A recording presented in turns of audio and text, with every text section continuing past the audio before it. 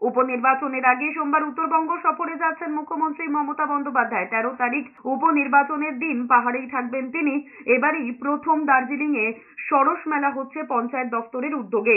মেলার চৌরাস্তায় টানা 11 দিন চলবে এই মেলা। 12 তারিখ মঙ্গলবার মেলার উদ্বোধন করবেন মুখ্যমন্ত্রী। এরপর বুধবার জিটিএ এবং পাহাড়ের বিভিন্ন ডেভেলপমেন্ট বোর্ডের সঙ্গে বৈঠক করবেন।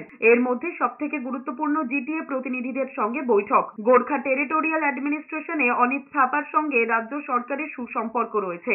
একই সঙ্গে দার্জিলিং কালিম্পং জেলা প্রশাসনের সঙ্গে বৈঠকও করবেন মুখ্যমন্ত্রী। বৃহস্পতিবার তার শিলিগুড়ি ফিরে আসার কথা। শুক্রবার কলকাতায় ফিরবেন তিনি। কলকাতায় ফিরেই রাজারহাটে আদিবাসী ভবনে বিরসা মুন্ডার 150তম জন্মদিনের অনুষ্ঠানে যোগ দেবেন তিনি।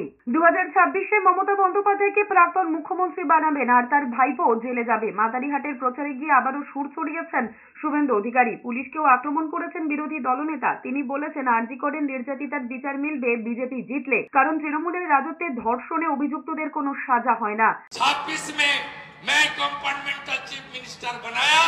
मैं ममता बनर्जी को एक्स चीफ मिनिस्टर बनाने का काम हमारी सब नेता को लेकर आप सबको जुड़कर एक साथ करूंगा। ममता एक्स चीफ मिनिस्टर होगी और उनकी भतीजा जेल के अंदर जाएगी।